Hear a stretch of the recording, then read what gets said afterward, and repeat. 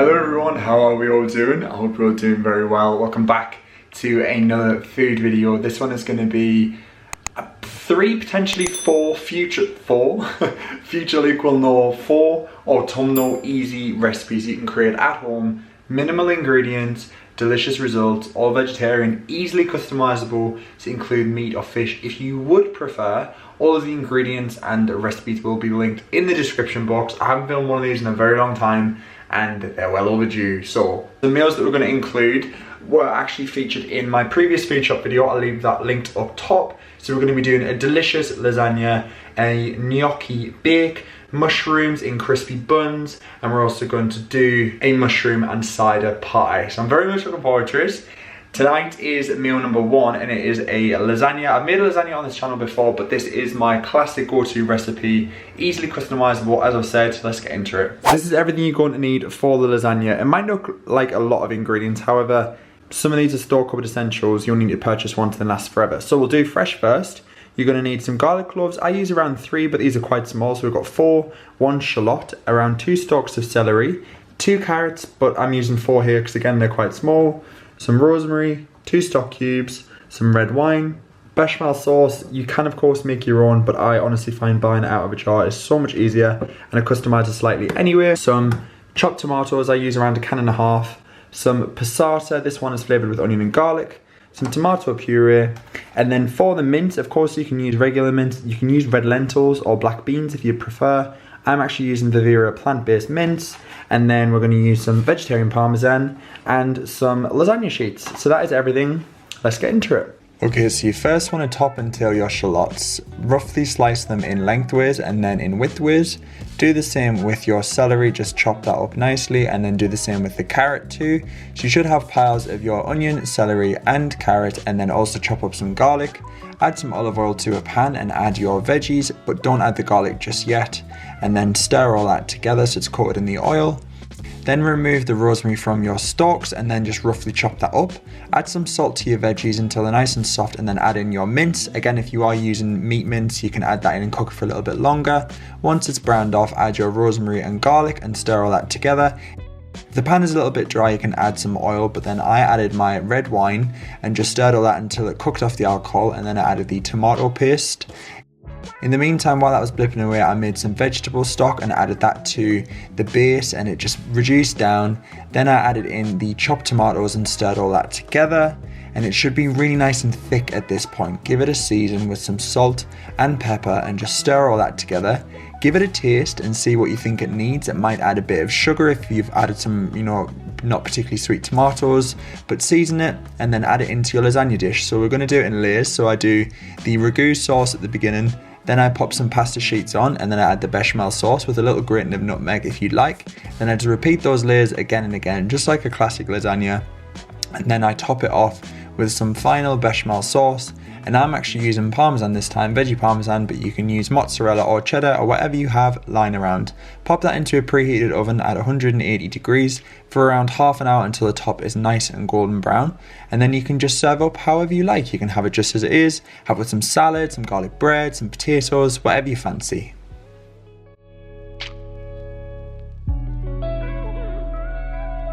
So this is meal number 2, and this is a new recipe that we've actually really enjoyed having, and it's a take on like a mushroom sticky barbecue burger, but we're going to do it in soft baked buns in the oven. So here's the ingredients. So this is the ingredients for the recipe. You're going to need 2 types of mushrooms. Large portobello mushrooms, you need 2, and about half a punnet of chestnut mushrooms.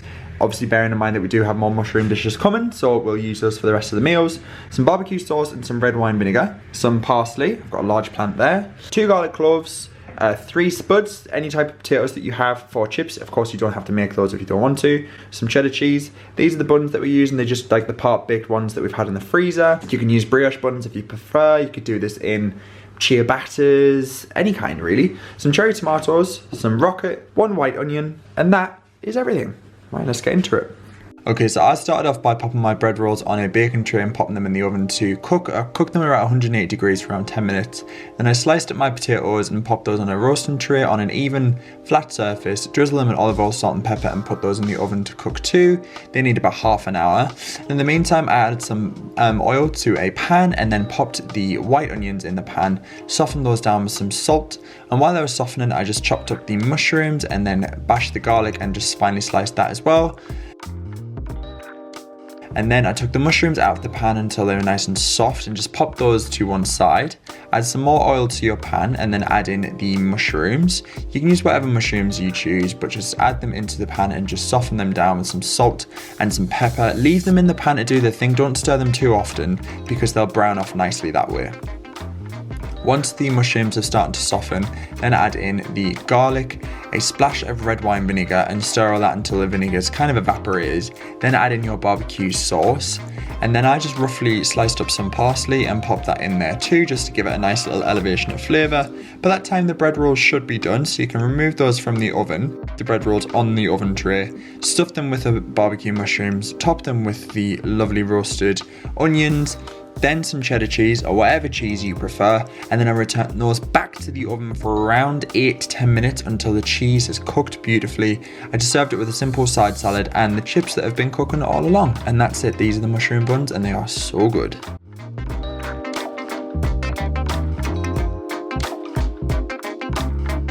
Okay, so this is meal number 3 and this is a classic. We absolutely love this. Zara loves this one too. It's a mushroom and cider pie. It is so good and we're going to serve it with some tender stem broccoli.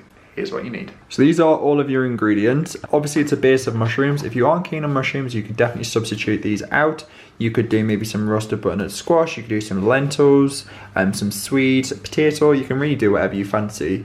You need some puff pastry, a vegetable stock cube, some rosemary, some cheddar cheese, 1 egg, some unsalted butter, some shallots. If you don't have shallots, you can use white onions. Obviously we're using mushrooms, a mix of chestnut and portobello, some plain flour, mango chutney. We are actually using lime and chili chutney because I bought the wrong one by accident. Some English mustard powder, like a dried mustard powder. If you don't have that, you can use French mustard or Dijon, some cider, some spinach, and of course we're serving it with some broccoli. Okay, so starting with the shallots, I just top and tailed them again and then I finally sliced those up.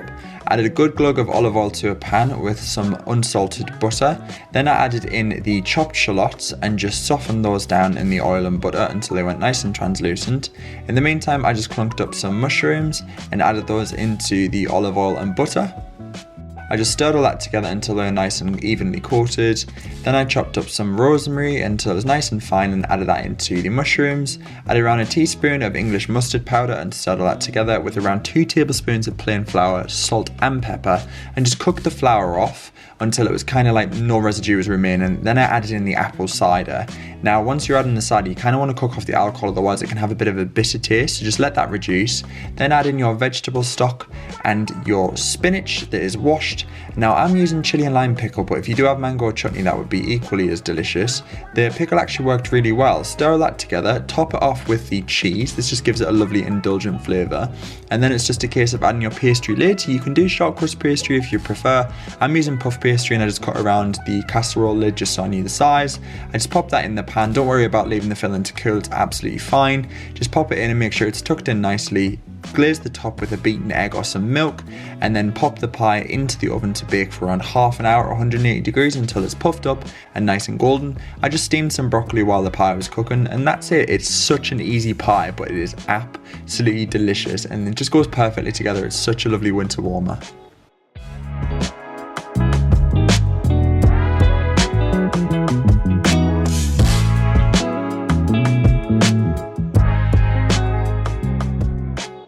Okay, so this is the 4th and final meal in this autumnal easy meals, and this is a classic. It's so easy to make and it is like comfort food in a pan. This is my baked gnocchi. So relatively simple ingredients. Of course you can't have baked gnocchi without gnocchi. So we've got a pack of gnocchi, some shallots, we have some olive oil, some white wine, some single cream, some cheese. This is grana padano, but you can use whichever cheese you'd like, and some spinach. If you have frozen spinach, you can of course use that, and that's everything.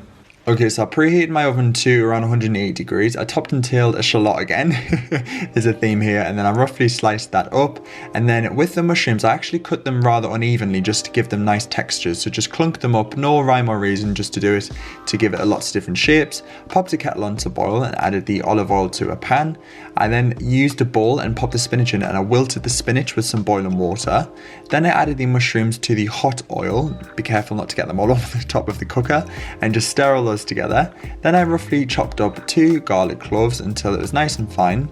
By that time the spinach had wilted, so I just popped that into a colander, checked the mushrooms, and they were toasting off beautifully.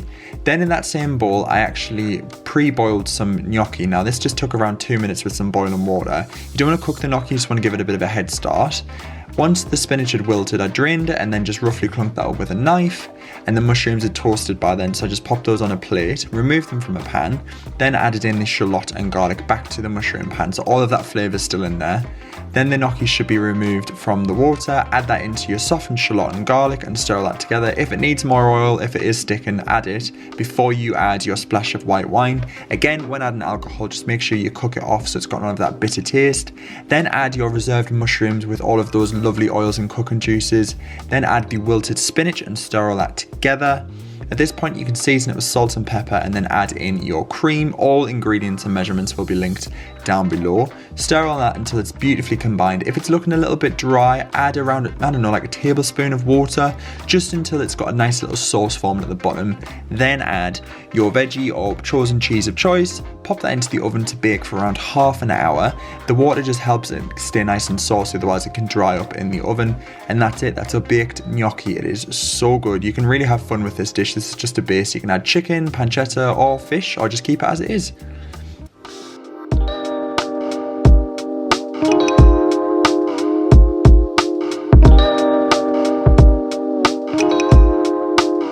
So that's it guys, I really hope you've enjoyed these 4 easy and autumnal dishes. If you have, as always, don't forget to give it a thumbs up, don't forget to click subscribe, and I'll catch you all very soon. Bye for now.